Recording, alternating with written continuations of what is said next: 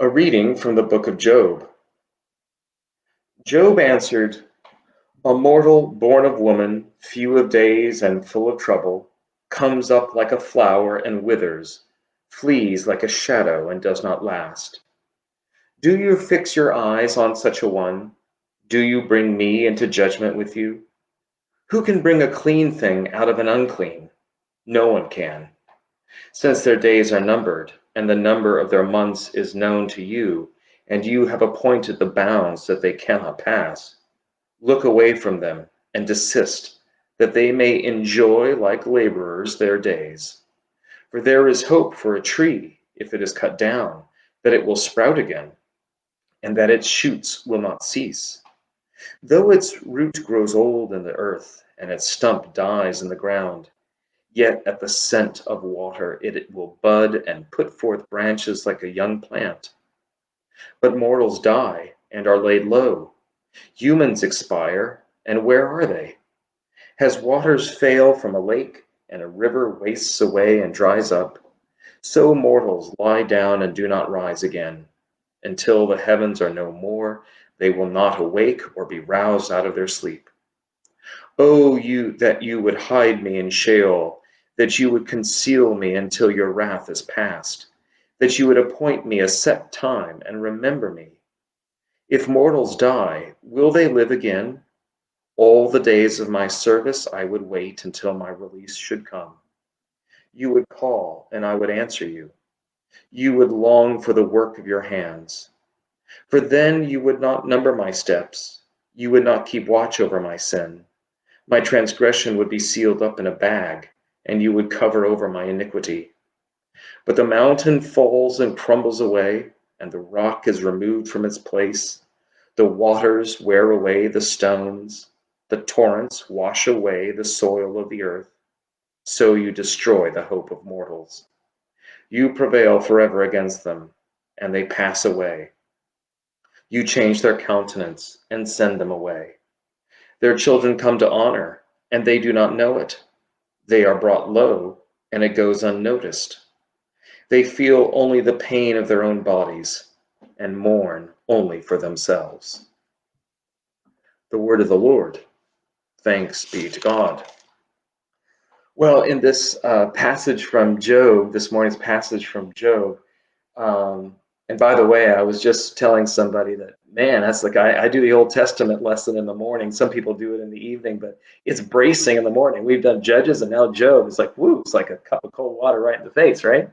And Job is basically, he accuses God of setting up an impossible situation for humans. In fact, he says basically, humans are worse off than trees, right? Because you can cut down a tree and then it's possible that that tree might send up a shoot. It might, the roots would have enough. And that wonderful poetic phrase that at the scent of water the tree revives. That, especially if you think about that arid climate, and if you just have a little bit of rain, the so much vegetation just pops up out of the ground. You get that green that comes out of the desert. For those of you who know kind of desert climates and what a little bit of rain can do in West Texas, right? And he says, we're worse off than that because we get cut off and we don't get to spring up again, right?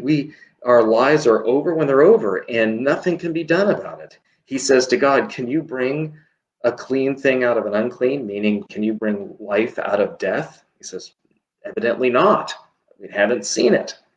And he says, not only that, we're, in a sense, we're in the same condition that even the most mighty humans, that he compares like mountains.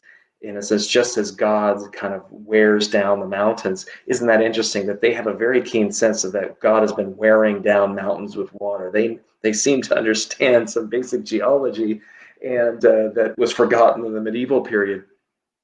But that the waters can wear down the mountains. You have earthquakes that break apart, cliffs, and that's kind of what human beings are. We're kind of like just stones that get worn down by life, and then ultimately get washed out to sea as silt in a riverbed.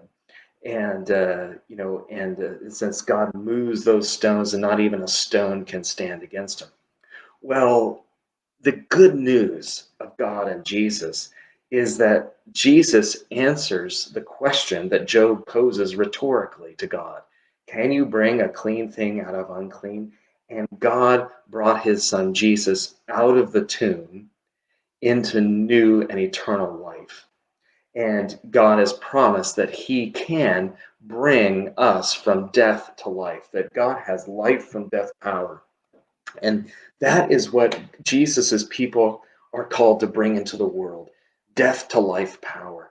That we can, in a sense, that even that which is unclean, that which is shunned, that which is hopeless, that which is useless, can be redeemed in the power of God's love, especially as it works through us, that we, in a sense, are the tip of the spear of God's loving intervention in the human condition. That we, as God's people, are the beginning. And in a sense, that we are that, Jesus talks about how living waters shall flow from him. And you have the great vision of Ezekiel of the river of life that flows from the temple. And the sense that God, you and I, God's people, in our connection to God's love and our willingness to share it, that we, God's people, are the scent of water. That dry vegetation, those seeds in the ground, are yearning to smell so that they might rise up and flourish and bear fruit and flower with all the beauty that that God desires to give to humanity. And that we, as God's people, are that scent of water, that scent of mercy and forgiveness and love that is called to flow through the world and to fall like a gentle rain or sometimes a powerful flood, to bring new life where there is only death, to bring green places in deserts. And so you are that, in a sense, think of yourself as that precipitation, especially on a day like today.